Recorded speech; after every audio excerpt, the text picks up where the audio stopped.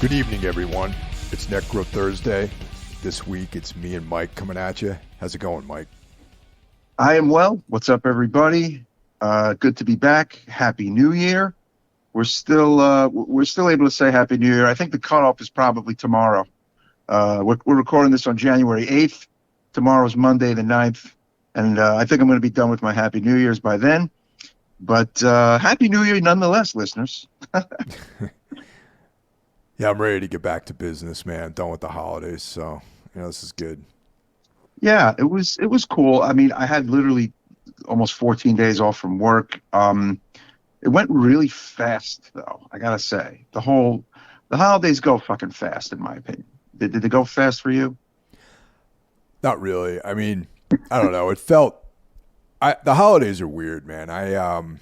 It's been several years since I really felt like I've had enjoyable holidays, and so part of me is like I kind of dread the holidays. I kind of dread the slowdown. I like the idleness, sitting around, trying to stay busy. It's just and I worked for a lot of the holiday, and no one's around. You can't get anything done, like that kind of thing. So. Yeah, that can be annoying. I mean, my company literally shut down for a bit, so it's a different story. So I hear you on that. But what I did do was I watched the entire first 2 seasons of The Witcher on Netflix. So that's 16 hours of TV there that I carved out, and I really enjoyed it. Really? I don't know. Did you ever check it out, The Witcher? No, I've been meaning to actually, and you say it's good? Yeah, it is good. But what was the biggest bum out was knowing that at the end of that 16th episode, that Henry Cavill is gone from the show, and that there's going to be a new guy playing his role for the next season, which is a huge bummer. I mean, if you've been paying attention, he had to quit The Witcher because he was going to go full steam ahead with the Superman stuff, and then only to have that rug pulled out from him because he's not going to be Superman anymore, but he is not returning to The Witcher. So it's like a whole kind of weird drama there. But the show, of course, itself is still, happening. It's like a big franchise. There was this spin-off prequel that I didn't watch yet because I actually have not heard too many good things about that he's not on.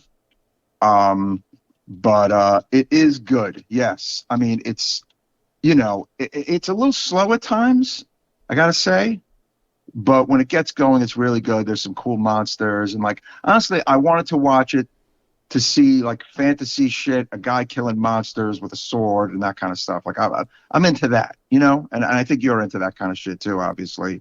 Yeah. There's, a good amount of violence. There's cursing. There's some nudity. I mean, it's a fucking cool show, and I enjoyed spending a lot of time with it. But it just sucks that Henry Cavill, who I dig, is not coming back. Yeah, I'm way into dudes killing monsters with swords. Yeah, I've actually been like getting in the last few months, been really leaning heavily into that. I've been rereading all the Elric books. Michael Moorcock. They just released like a reissue of like everything, and there's a new Elric book that just came out too. And there's these nice hardcover collections which I got over Christmas for the because I bought myself a present for that. Oh, stuff. nice, man. And a couple books I missed over the course of that series, so I'm gonna probably dive into that stuff pretty soon.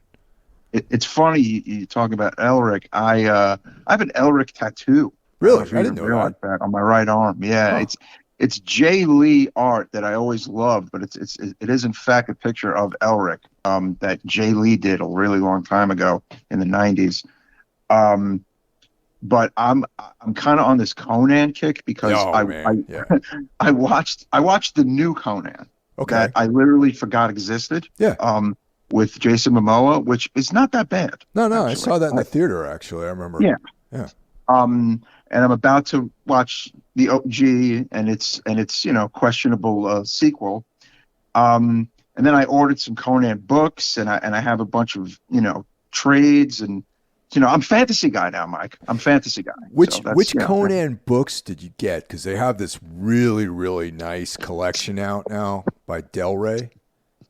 Yeah, I ordered volume 1 of that, but I also have a brand spanking new one called Conan Blood of the Serpent from S.M. Sterling. Okay. It literally came out, I think, a month ago. The hardcover, I got that because this ad for it kept popping up on my social media because I think it knows I've been looking at Conan stuff. Right.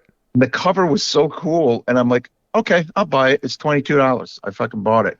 So that's like on deck. But I want to read the Robert E. Howard stuff first, the Del Rey books first, and then read the new one. And then I got this Witcher books. Nice. Yeah. I'm like all over the fucking place. Yeah.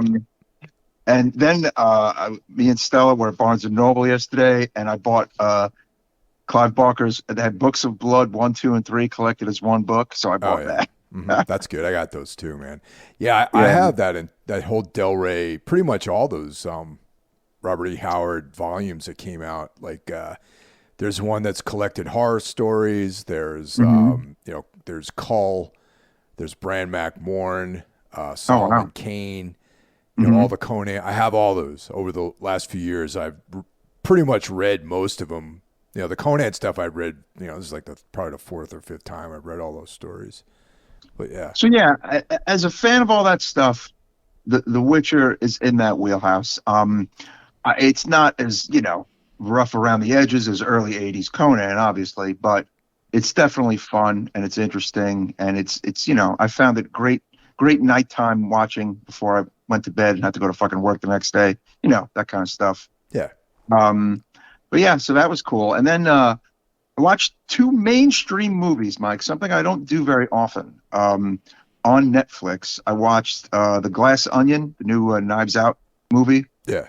The murder mystery, which I enjoyed. And something I enjoyed even more than that, which was Brad Pitt's Bullet Train. Oh, yeah. Okay. All right. Which is this action, tons of violence, kind of like, bit over the top at times, a movie that takes place in Japan, which I really, really enjoyed the hell out of, actually. Bullet Train. I don't know if you ever heard of it. I have. It actually looks pretty good. I'm thinking about checking that out too. So yeah, some non-horror viewing that I definitely really enjoyed, actually. So yeah. What about you? Well, on the viewing front. Okay, so the War of the Worlds TV show, the UK French show, season 3 came out at some point last year, and I didn't even know about it. So I watched that. I spent like last week knocking those out, and it was at first I was like, season 3. The end of season 2 seemed like the end of the story, but season 3 might have been actually the best of all 3. It was like really leaning heavy into like the cosmic horror stuff and very emotional too. And if anyone out there doesn't know what I'm talking about, it's a British-French series, sci-fi, but with a lot of heavy horror elements in it. That's it's on Epix, and Gabriel Byrne's in it. Yeah. I know you've been a fan for a while. Yeah. And Daisy Edgar Jones is in it, who's she's in American films now. She's like that very, very pretty young actress. You've seen her. Another name, yeah. Yeah. She was great. She was excellent in it. And then now she's playing American women in U.S. films. So that's cool. I gotta just fucking hunker down and check that out. I think now that I finished with The Witcher, there's an animated kind of prequel set Witcher movie that I want to check out. And like I said, I may not even check out this new series, this prequel series, because I heard a lot of bad things about it, and it doesn't really feature any of the characters that I've enjoyed of the regular series. But I mean, I'm happy that the regular series is coming back, but I guess I'll just have to get used to a new guy playing, the major role of Geralt. So We will see. There's a short that I just watched today called The Druid's Hand, and it's a short horror film that by Mitch Oliver. And I found out about this because I was chatting with my friend Scott Hamilton, who plays bass in Ken Mode, and Scott did the film score for this movie. Oh, wow. So I was like, that's cool, man. Let me, maybe I'll talk to Mitch on, either this podcast or Everything Went Black, because, it's kind of Everything Went Black's more of the interview one. And yeah. So they sent me a screener, and it's really fucking cool, man. It's a short. It's out there making the run through the festivals, and tons of atmosphere, really cool scenes. It has like this build up, and you want to hear more. You want to see more. You want to see this expanded into a feature length film. So that's very cool thing. I just watched it today, and I really enjoyed it. Oh, awesome! That's cool, man. Another thing I watched. Jeff touched on it on last week's episode of Necromaniacs. I watched The Apology on Shudder. Yeah. I don't know. It wasn't great. I know Jeff didn't like it at all. I enjoyed it to a degree. It's a Christmas set horror, by the way. Yeah. So it's a new film to add onto the pile of the Christmas movies, and the main star in it is the wife from Breaking Bad. Yeah. And it's interesting to see her in a movie like this. It's a very small kind of indie horror movie. But yeah, ultimately it was, I don't know, it was just kind of okay, and it was just very predictable. And Janine Garofalo was in it, and I don't know. I mean, I put it on because I just wanted to see another new movie at the time, during the break. Yeah. And that was the one I chose. But I do want to add that I did also see, of course, after we aired our year end, I watched Speak No Evil, and oh right, yeah. Had I watched it before our wrap up, it would have definitely made my top 6 movies, Mike. I gotta tell you. Yeah, that one it created a lot of anxiety with me watching that movie. I know Jackie over at Into the Necrosphere was he's the first one to tell me about this movie, actually, and so I watched it under his direction. And man, I was so fucking angry at the end of that movie, man. Yeah, I mean, look, I think a lot of people focusing on how stupid those parents were, blah blah blah blah blah. But it's like, I almost feel like that's not even it's under consideration for me, because I part of me almost feels like they're like being so kind of naive also had something to do with the fact that a part of me thinks they wanted to die. Yeah, actually. Maybe. I don't know. I can't even relate to the behavior of those characters at all. So no. But I still love the fucking movie, and I think it was a great horror movie, and it's a horror movie that I'll probably never forget. And I may watch again. I may never watch it again. But it is a movie that I think I will continue to tell people to check out if they like edgy, over the top, fucked up horror. And I think it's a good, entry into that world of horror, Mike. No, it's a great. No, it's excellent. I think it's an excellent film. Just for me, it created a lot of anxiety. Yeah, and had a lot of questions. I still have a lot of questions. I have many questions, but I really did enjoy it. Yeah. Ignorantly, I referred this film to my Swedish friend Magnus, who you met him at the Flying Fox. Magnus. Yeah. Right? Yeah. So I'm like, yeah. There's Swedish people in there. And he's like, you son of a bitch. They're Danes. These are Danish yes, they're not Dutch people. It's Danes and Dutch. He's like, the Danes versus the Dutch. He's like, you animal. Like, how dare you? How dare you confuse, you know, the honkies? How dare you? So I was like, I was like embarrassed by that a little bit. I know, it's pretty funny though. So folks, if you're new to Necromaniacs, we like to give out some plugs from our podcasting apocalypse pals, right, Mike? That's correct.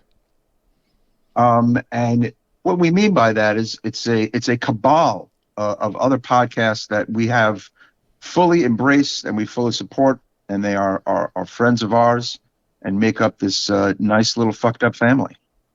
And coming at you on Monday, we have Jackie Smith's own. I'm sorry. You got that wrong there, buddy. Oh yeah. Oh yes. Yeah. Oh my God. Yeah. It's been a long time. I haven't been on the air in a while. Like, I'm out of practice. Number one, and you're gonna have to help me out with this one, Mike. Give me an assist. All right, so I'll start it off. So Monday, we've got Horror Wolf 666, brought to you by our our friend Brandon Legion, and he has a horror-based podcast, except it's based on interviews. He's interviewing up-and-comers, old school luminaries, like everyone across the board, filmmakers, actors, and sometimes just fellow podcasters like us have been on the show too. That's true. I myself will be appearing on a new episode. I hope so. Hopefully he can forgive me after the fuck up. Hopefully. Hopefully I don't get my episode yanked, Mike. Yeah. Yeah. So that's Monday. And then Monday. What comes on Tuesday? But on Tuesday we have Into the Necrosphere. Man, am I missing my Into the Necrosphere fix? He's been off for a bit of a holiday winter break, but I believe he will be back very soon, right, Mike? Yeah. All your metal needs. It's just a really fun, informative, extreme metal podcast. Your death metal, your black metal, your thrash metal, all the good stuff. That's on Tuesday. On Wednesday, we have Mike Hill's very own Everything Went Black podcast. Mike, tell him a little bit about that. It started out more of like a music podcast, like way back in the day, but now it's just pretty much about everything, man. I got filmmakers, musicians, you name it. All kinds of people are on there. It's just a eclectic mix of different things. Exactly. On Thursday, you're listening to it right now, Necromaniacs podcast coming to you every Thursday. It's either me and Mr. Hill or Mr. Hill and Mr. Jeff coming at you. On Friday, we have John Draper, my brother, with a different last name, because, sometimes things like that happen, coming at you with Break the Apocalypse podcast.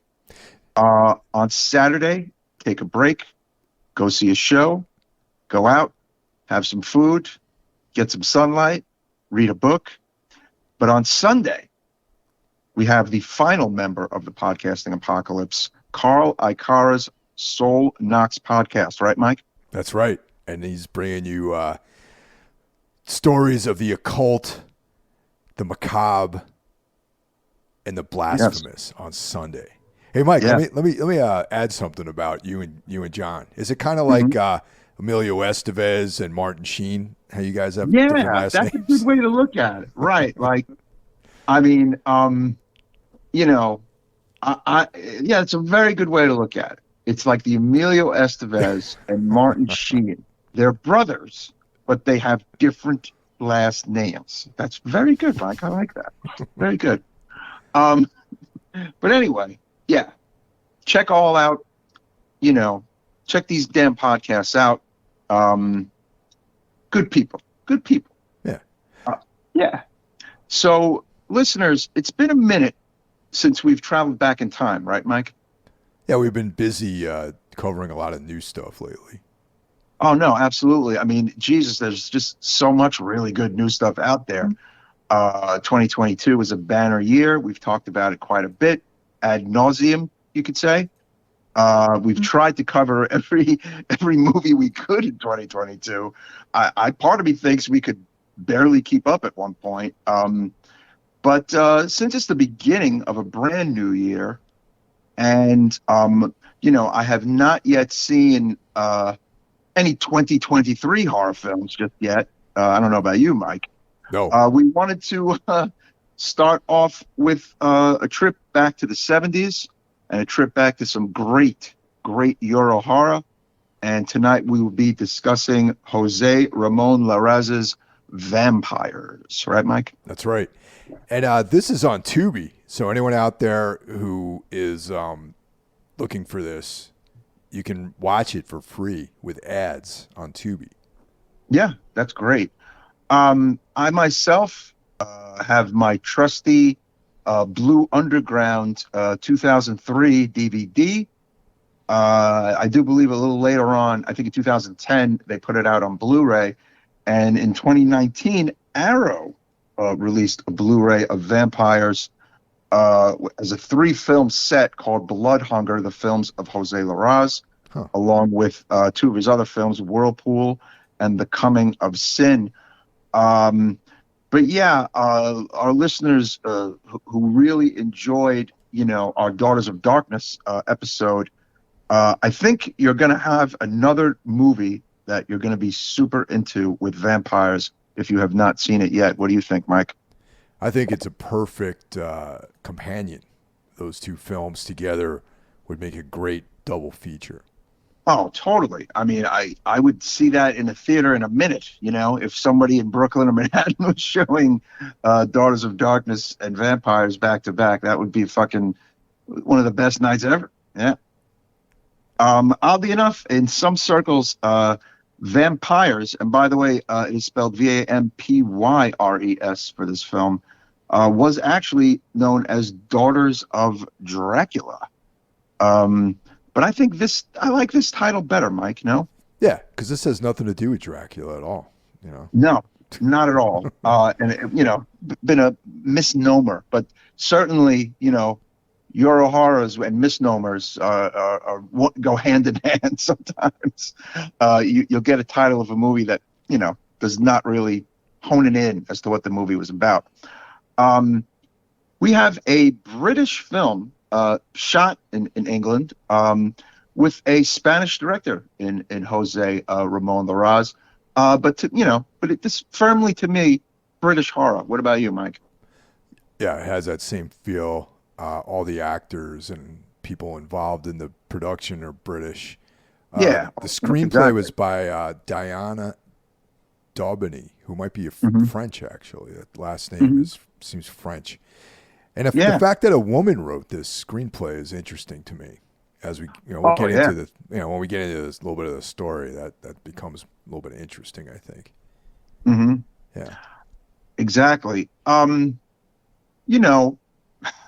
One could perhaps write this off as, it's just another kind of sexy vampire movie. But I think that would be doing the film a disservice. While maybe not as artsy and ethereal as Daughters of Darkness, this movie, I think, has a bit more of a raw, kind of more violent, graphic side to it. No? Yeah, this is definitely more of like an exploitation vibe mixed with atmosphere, because I think Larraz, a lot of his films are more like on the sort of exploitation side of things. Am I right about that, Mike? Yeah, I mean, his other movie, like he's done some other films that are maybe a little, completely off the beaten path of a movie like Vampyres, but he likes his atmosphere too. I mean, this movie to me is dripping in atmosphere. Yeah. Just like Daughters of Darkness, but I feel like this has a bit more of a British sensibility to it. Probably for the fact of where it was shot. I mean, it was shot at this like beautiful mansion location in like the English countryside in the fall. I mean, you couldn't have really asked for like a better setting, for this movie. It was, watching the extras, actually, like they talked about how the whole movie was shot in 21 days in the autumn, and they kind of like really lucked out with like the weather and the leaves and the scenery, and just hearing that, and then thinking about the film, it's just kind of like perfect. Wow, that's a tight schedule, man. Yeah, they worked 6 days a week from literally roughly about 7 a.m. to about 8 p.m. in that 21-day period. Yeah. The actresses Marianne Morris and Anelka Duzabrinska. We'll just refer to her as Anelka because that's kind of the singular name she kind of goes by. They talked how it was a lot of fun, but it was a lot of hard work too. Obviously, a 21-day shoot. I feel like back in the day, even smaller movies like this might have shot for a bit longer than that. I don't really have a feel for that. I just know that that's 21 days is a very, very short period of time to shoot a full-length movie.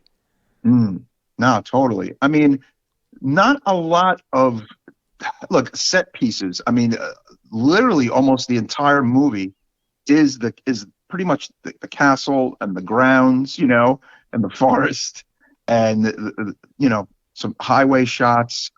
It's kind of tight, kind of a small film in that sense, but you're not really aware of that. You're just, to me, as I was watching, I'm just kind of enveloped in this world, like in this mid-70s British vampire horror world, which is the world I want to be in, Mike. Let's be honest. I mean, come on. Who doesn't?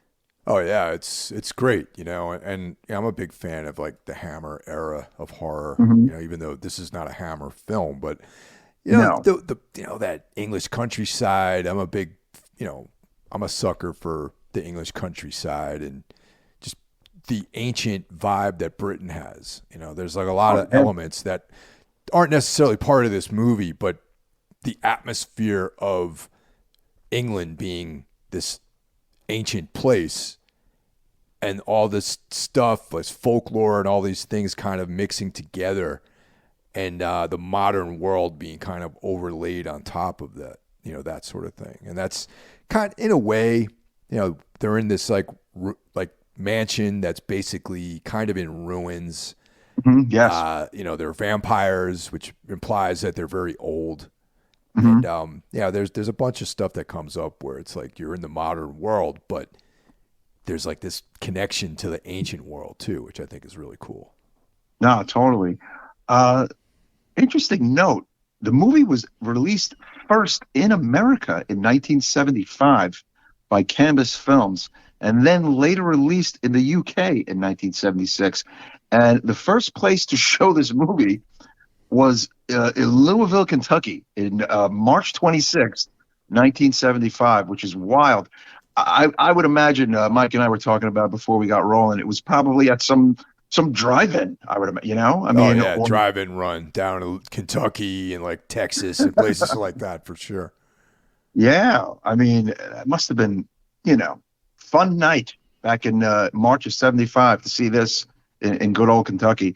I imagine it made its way to New York a bit later that year. It's just amazing how some of these movies, I mean, this is like a 50-year-old movie, right? I mean, that years and years pass, and like people not even born when the movie was out become fans of it, and it just kind of takes on this whole other life. And honestly, it was the DVD boom to me that had a very big hand in all this. You know what I'm saying? Yeah, this could have easily just faded into obscurity, but thanks to labels like Blue Underground and Arrow and all that, and also publications, like Rue Morgue and whatever have you, Gorehounds, like all these publications keeping things alive, and guys like Joe Bob who talk about all these obscure movies. There's an audience still today, and in some small way, even what we're doing right now, we're presenting this film to people who might not even know about it, Absolutely. It's funny you mentioned Rue Morgue. Rue Morgue might have even put this puppy on the cover in 2003 when this DVD came out, because the cool thing was back then, it was the very first time Americans were seeing it uncut, because this Blu-ray DVD is uncut. So it was kind of truncated on VHS and in theaters. So the fact that it's uncut, I think, really kind of shines through. As I mentioned earlier, it's pretty fucking violent, this movie. Yeah. But we'll get a little more into that in a bit. Top line summation of the film. It follows, two female lovers who, having been resurrected as vampires, lure unsuspecting travelers to their dilapidated estate to feed on their blood. The two vampires, of course, being Mary Ann Morris and Anulka. That's a cool name, Anulka, right? Oh yeah, definitely. That's judging from her name, it's some sort of Eastern European name. Yes, yes. Mary Ann Morris plays Fran, the darker haired vampire, and Anulka is, of course, the beautiful blonde vampire. Also in the film, we have Murray Brown as Ted, Brian Deacon as John, and Sally Faulkner as Harriet. It's, like I said, it's a small film. Like, there's literally about 5 to 6 characters really in the whole thing.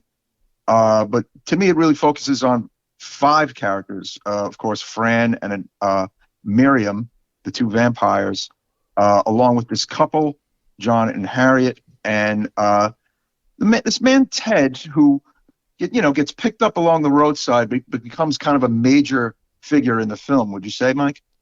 Definitely. I mean, he's kind of like the subject in which we learn about what their story's about in a lot of ways. Yeah, he's kind of like in Bram Stoker's Dracula. He's almost like the Harker in a way. Yeah, right? Yeah. There's a literary term that I can't remember right now for what his role is in the story, but right now it's escaped me. I should have wrote it down. He's like Jonathan Harker. Yeah, he kind of is. So yeah, the film opens up, and we see Fran and Miriam, naked in bed having sex, and they're shot to death. That's basically, it's like, very violent scene in an English country house. You don't see who the assailant is. They're just shot. There's a lot of blood, and the bodies are there. Apparently, they are resurrected as vampires, and in order to get blood, they do the old, beautiful damsel in distress on the side of the road routine, Mike, right? That the guy who shoots them, that opening scene, it's one of the most Italian giallo moves I've ever seen. Oh, yeah. The dude's got like a black hat, like black gloves. All he needed was a knife instead of a gun, Yeah, it definitely had an Italian vibe, the very beginning, 100%. Very astute of you to notice that. But, we see this young couple, John and Harriet. They drive past Fran, who's standing in the middle of the road on the English countryside, But they also noticed after they bypass Fran that Harriet notices, the girl notices that there was another girl standing there. And of course, that other girl is Anulka, Miriam. She's kind of poorly hiding behind a tree. But John, her was it her husband or her boyfriend? I'm going to say that they're just a couple. I don't think that was her husband. I don't think they were married, actually. Right. He did not see the other vampire. He just saw the one girl. They have a camper, and they decide to kind of camp their caravan basically right near the mansion that is apparently inhabited by our two vampires, Fran and Miriam, right? Yeah. I thought that was interesting that was like kind of a point. I couldn't figure out why that he's like, well, one of them was hiding and she saw the other one. She saw Miriam and he didn't. Yeah, she saw both. He only saw just Fran. Right. Now, as I'm saying this, there's another question I have that happens later in the plot that is sort of, it seems like there was like this thread that maybe they wanted to explore, and then they decided midway through in the editing they wanted to take this plot line out and change the direction of the story, because she clearly sees both Fran and Miriam, and Yeah. yeah, and he doesn't. He's just like, I only saw one. So I thought that was Right, weird. right. Yeah, no, you might be right about that. Um, as we said, it was a 21-day shoot with, the budget, 42,000 British pounds in 1974. Small budget, no? I mean, Yeah. real small. So you might be right. There probably might have been quite a few things they wanted to do, and could not do it. So it's raining at night, and John and Harry are in the camper, and Harriet is she hears some like a hand that that slaps against the side of the thing, and of course he goes outside. He doesn't see anything. Harriet also claims that she's seen some people in the window of the castle, and of course John hasn't seen anything. And so there's like a little bit of that kind of mind playing tricks on me thing, but of course it's not. They're clearly in the castle, and they're luring men in there, and up to their dastardly deeds. But John hasn't seen any of this, unfortunately, right? Yeah, the first thing that came to mind when they spotted her out on the road was like these two women. They go out on the highway, and that's how they lure men in. And it reminded me of the very first time I ever went to Poland when we were driving in the van, and I kept seeing these like women just standing on the side of the road. And wow, yeah, we had this like German guy driving us, and I was like, "What's up with these women on the side of the road? They're like, were they like hitchhiking or whatever?" He's like, "Oh no, they're prostitutes." And wow, just like on a road just like that, because the places we were going in Poland, there was just these 1-2 lane roads we were taking to get there, and you would just see randomly like women standing on the side of the road. And that's kind of what this reminded me of. There were just these, attractive ladies standing there, and some guy stops, and that's how they get their blood supply. Yeah, I mean, not for nothing. You get two girls, two stunning models dressed like Jinx Dawson from Coven, standing on the side of the road. I think 9.9 times out of 10, the guy's going to stop the car. Let's be honest here. Not me, man. I'm just like, something's up here, man. I don't know. Someone's going to jump me, or there's get shot. I don't know. They're robbed. That's just I guess that's the New Yorker in me, man. I don't know. I don't know. See, it's the me that longs for other times, and that living in the 70s. I think that's probably why I'm stopping the car. Maybe I want to get mutilated. I don't know. Well, actually, one more thing about this point is that you and I were kind of discussing. To me, it was daylight out when they were enticing these men. Yes. Yeah. But you had a little different flavor than I did about that. I feel like it wasn't, because there are times when they're closing curtains in the house when the sun is out, and there's a scene at the end where they're trying to race back into the castle, and I feel like it was right at the end of the day, right as the sun is going down. That's kind of the vibe I got. But I think maybe some of the shots that they got were probably clearly maybe middle of the day, and they kind of had no choice. But they, okay. And plus, they couldn't shoot everything at night. They probably wanted you to see them more clearly on the road. But yeah, it's kind of like open to interpretation, maybe. Well, because that was the first thing out of a couple of different things. Because one of the things that jumped out at me, and I was like, okay, well, it's not nighttime, so they play with the vampire rules quite a bit in this movie. By the way, just that was seen to me like one of the things they were playing around with. Yes, this is not the typical vampire movie at all, and they're not typical vampires to me. Really, they don't sleep in coffins. They kind of sort of go out in mild daylight, right? Or like late day, right. And there are scenes where they use knives and glass to extract their blood as opposed to fangs. So, tip of the hat to, whoever wrote the script, Diana Dobny, and of course, director Jose Larraz, who, maybe wanted to go for something a bit different here. And of course, we have several questions about their origin that go unanswered. So to me, it makes part of the fucking coolness of this movie, right? Yeah, yeah, definitely. And this is not the first time. Like maybe in 1975 it was the first time, but over the last several decades, we've seen different takes on the vampire, which it made me think about The Hunger, because Mm. Catherine Deneuve does not have fangs. You know, she Um, used the sketchy little knife to like cut people with. yeah, I think some of the best vampire movies, and I think this is a fucking great vampire movie, have these little differences. And sure enough, apparently Larraz said that he imagines his vampires that turn almost to cannibalism, Yeah. to Okay. eat somebody and to take the blood from anywhere, no matter if it's on the arm or on the balls, quote unquote. That is a quote from Larraz. Larraz was quite a pip, guys. That's the word on the street about him. They talked a bit about that in some of the behind the scenes interviews on my DVD, that he was a very intense character. So for him to say, get the blood from the balls is apparently not a big stretch. Um, Film theorist Barbara Creed called this one of the most grotesque sights in the film.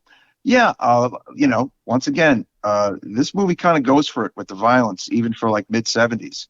It's almost like that modern day, really uncomfortable kind of blood violence at the time. To me, like it's to me, it's like timeless. It's not like this kind of hacky, watery blood. It's very dark blood. Mike, did you notice that?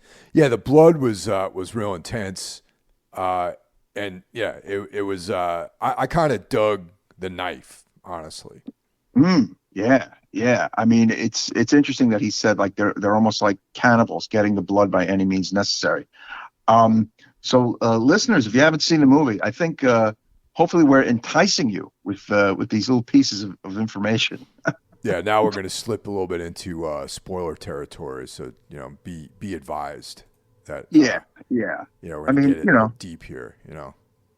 it's literally quite an old film, and I know not everyone has seen it, but I would gather a good chunk of the audience has seen it. So, one thing I almost feel like not a lot of our two kind of like cutesy couple in distress, like they don't get too deep with them.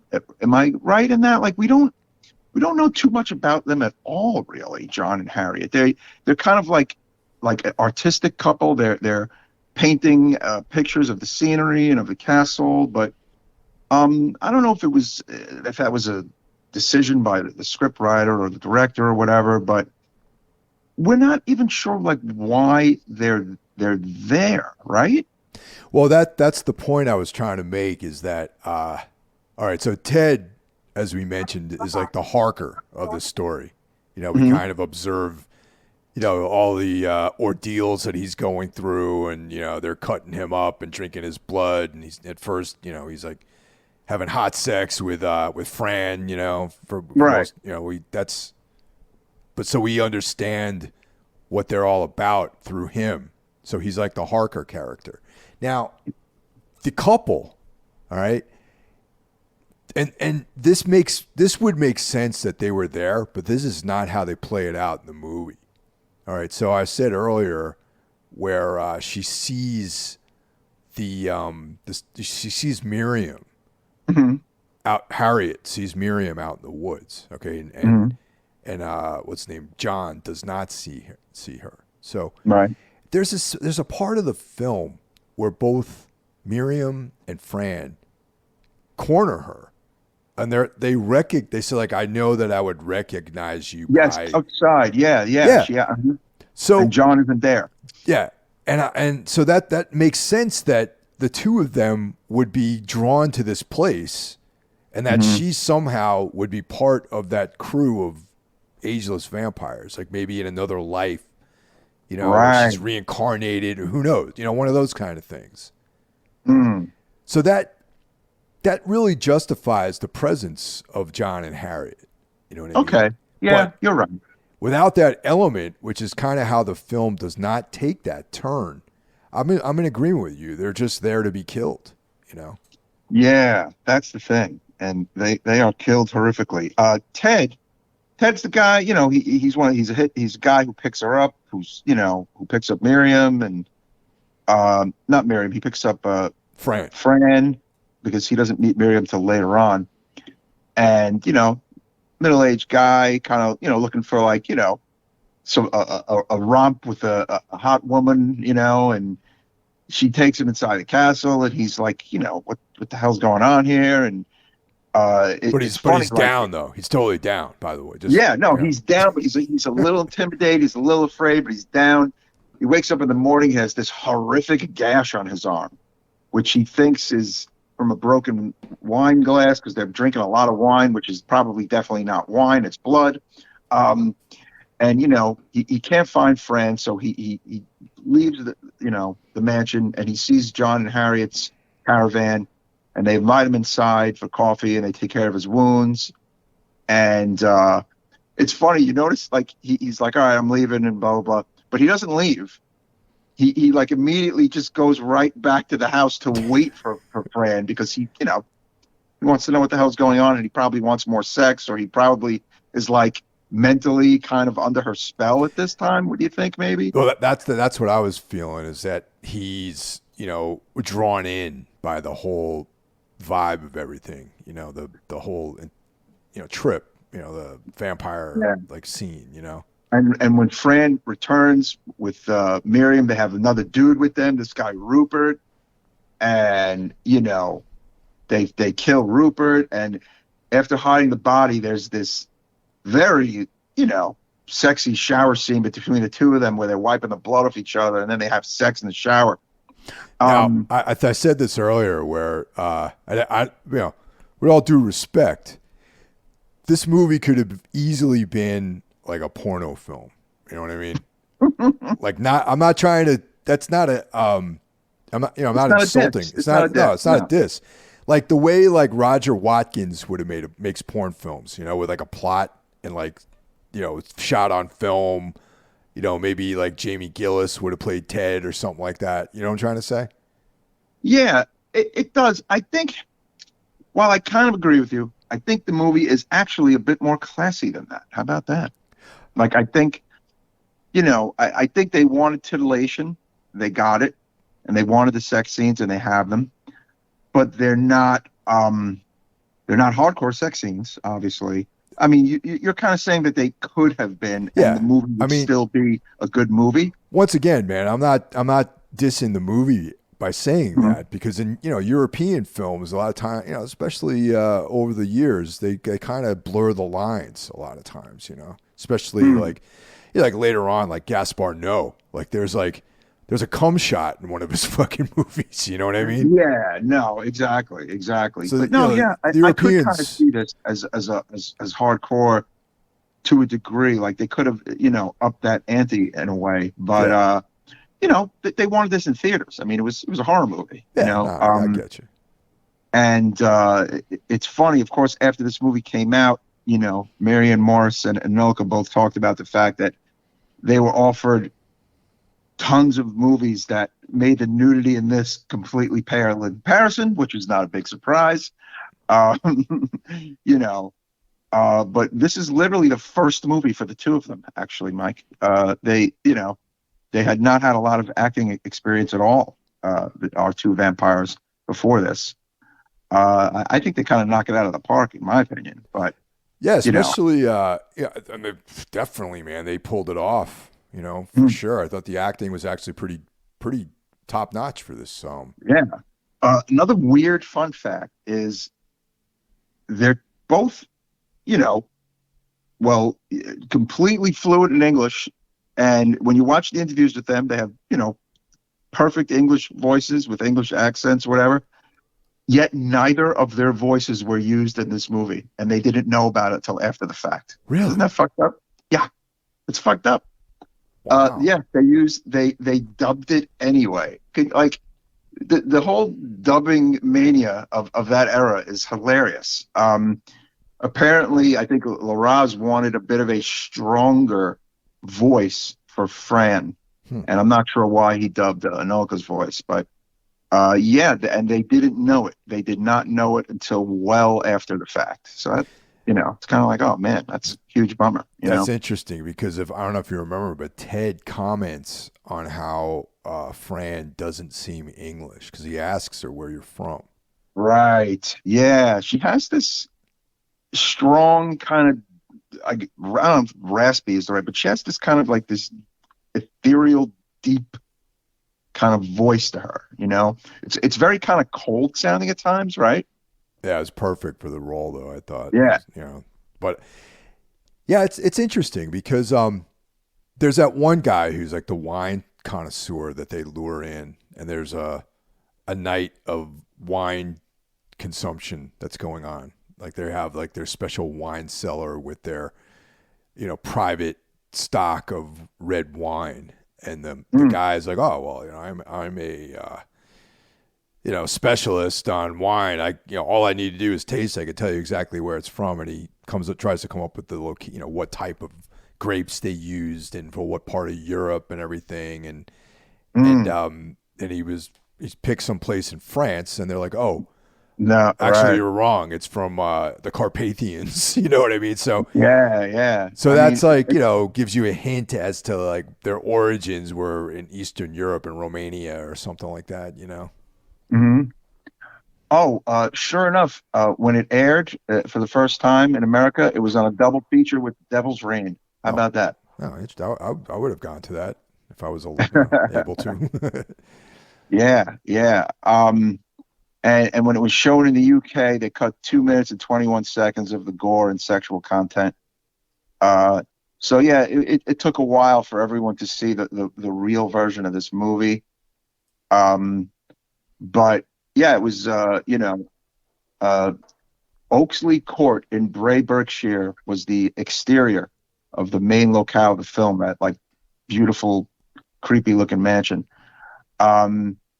It's funny. I mentioned it was, 42,000 pounds, basically the equivalent of 466,000 pounds in 2021 dollars. Still not a lot of money at all. Man, it's crazy. And to me, they did quite a bit with what they had, obviously. So yeah, we mentioned how Ted kind of serves as the Harker because he's the lone survivor. Kids in the movie. Spoiler alert. Unfortunately, our cute couple, John and Harriet, meet horrific endings, huh, Mike? Oh yeah, definitely. John is killed first.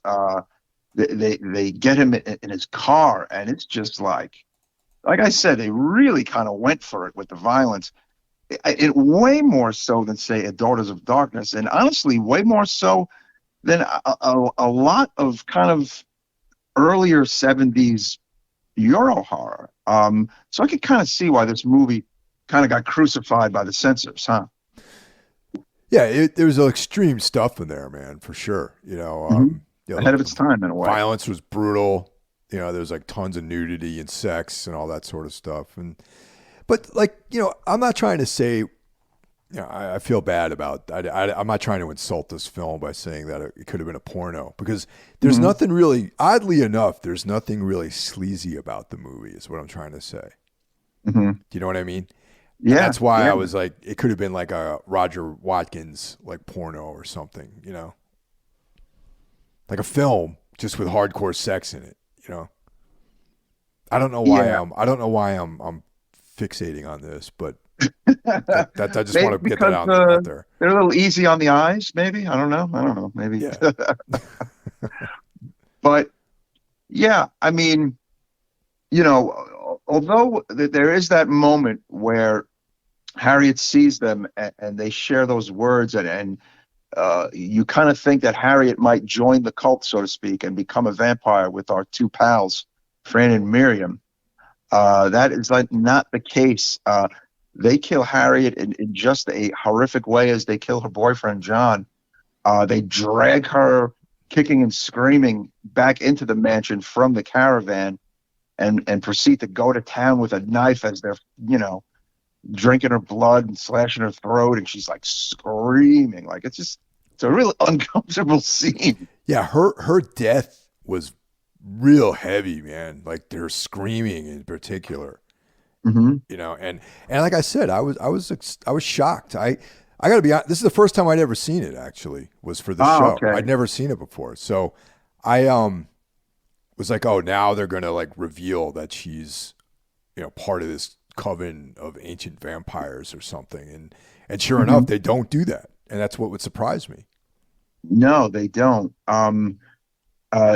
Ted, who's kind of, there are two other men that do not make it out. Two other suitors, obviously, Rupert and the other guy you talked about, who's the wine connoisseur guy. Ted kind of literally is able to escape the castle. We see him once Harriet has been killed, kind of stumbling about outside, and we find our vampires that are trying to get to him. But this is the interesting part, that they realize the sun is coming up and that they have to retreat back to the house. But damn it, sure enough, Mike and I swear they've already been outside in the daylight a few times. But maybe you're right. Is that okay? That it's like almost the end of the day or whatever. Twilight. Yeah, the sun's on the decline and the moon. That well, you have to make that jump and it works. Okay. Yeah. Let's do that. You know what I mean? So after the horrific death of Harriet, we find Ted back in his car in a daze, and he's awoken by a realtor who thinks Ted is just some drunk weirdo guy sitting in a car, not a man who has survived horrific vampire attacks. And as he's leaving, he hears the realtor talking to this elderly couple about the castle, because they're interested in purchasing it. And sure enough, we learn this tidbit of information that we do not know. He talks about, there was this, there's a legend has it these two girls were killed in this castle a long time ago, and it's believed to be haunted by the women that were murdered there. And it's like the aha moment of the movie, right, Mike? Yeah, and it throws another level of complexity to it, where it's just like, well, okay, maybe they're ghosts too. They're vampiric ghosts. Yes. Yeah, a lot of questions, but it's not that you're like, frustrated by the questions. To me, I think it's just kind of like, again, it made for like a cool movie, and it made for like an interesting, bit of a different vampire movie. A lot of the reviews of the movie at the time were just super focused on the sex and the nudity. But I don't know. I found like an interesting story and a bit of a different take on vampires. Yes, there's a lot of sex and nudity in the movie, but like I said, I view it as one of the better kind of European vampire movies, and definitely kind of a must-see vampire movie for me. I agree. It's this and Daughters of Darkness are two of my. This is one of my favorites now, along with that. Oh yeah, I'm glad you really enjoyed it. I was not aware that you had not seen this. No, I'd been meaning to, and I at one point I thought I did see it, but I was mistaken, Oh, and there's a ton of films in this subgenre. There's like Fascination, Vampiros, Lesbos. There's a ton. And I thought I'd seen it, but I guess I didn't. And it's funny. Here's something I definitely didn't know, and I learned it doing the research, is that there is a remake of this movie from 2015. How about that? I noticed that when I was looking for this. Yes, I'm going to check it out. I have a funny feeling it'll be along the lines of a few other remakes of European movies over the years. Mike, what do you think? So it's an American remake of this. Director Victor Matalano, Vampires. I believe it's American, but you know what? I want to confirm it because I don't like giving out false intel. It's an English language remake of the 1974 classic. Actually, no, I don't. I do not think it's American. No, but no, it's got a lot of Latino names in there. I don't think it's American. Okay, all right. So might not be bad then. Might not be bad. It's got a cool poster. I'm looking at the poster. Interesting. Yeah, I do want to check it out now. Caroline Monroe has a cameo in it. Okay. Okay. Maybe it's not that bad. If I'm not mistaken, the remake is also available on Tubi. Oh, awesome. So gonna peep the remake. It might not be anything like the original, but it might be decent. I do feel like a lot of times, though, some of these classic Euro ones, or even the modern Euro ones, that get the remakes, kind of get a bit shafted. No. What was that '90s? Was it Queen of the Damned? Is that the one with like the new metal soundtrack? That's not good. Maybe it'll be a new metal version of Vampyres. Oh no, I don't want to see a new metal version of Vampyres. That would be very painful. But yeah, again, great Euro horror film, great vampire film, and I give this bastard a 5 out of 5. What about you, Mike? I go 4.5 out of 5. Okay. Yeah. Okay. It was good. It's up there. I'll probably be watching this again. Probably going to get a hard copy of this at some point, and I know the Blue Underground one's pretty pricey, but we'll see. Yeah. I may upgrade to get the Arrow Blue. My Blue Underground DVD is a bit old. It's 20 years old, but it has a great autograph on it of Anelka. So, and then is there a story with the Anelka and yes, the autograph? Okay. I met Anelka, who plays the wonderful vampire Miriam in the film back in 2014 at Chiller, and I had her sign my DVD sleeve. But then I met her this past October at Chiller when I went with Stella, and I got an 8x10 of her, from the Vampyres era, and she signed it. And I mentioned in passing that, how much I liked the movie and that I had a horror podcast. And the second I mentioned I had a horror podcast, she pulls out a pen and paper and hands me her phone number and says, "I would love to be on the podcast." Like, wow. Out of no, like deadpan. I was like shocked. I was like, "Oh, wow. Okay. Yeah. But it was like Stella had the notepad, so it was in her notepad. And I can't recall if she gave me the piece of paper or not, but I feel like Stella still has this piece of paper, but she thinks she gave it to me. So I may have lost Anelka's phone number, but it's okay. Just the story in itself that I told her about the podcast, and she was just so happy to hear that she's like, "I would love to be on it." Like, it was so fucking cool, Isn't that cool? She would have been perfect to have on tonight's episode, man. I know. And does she live out in New Jersey or? I don't know where she lives.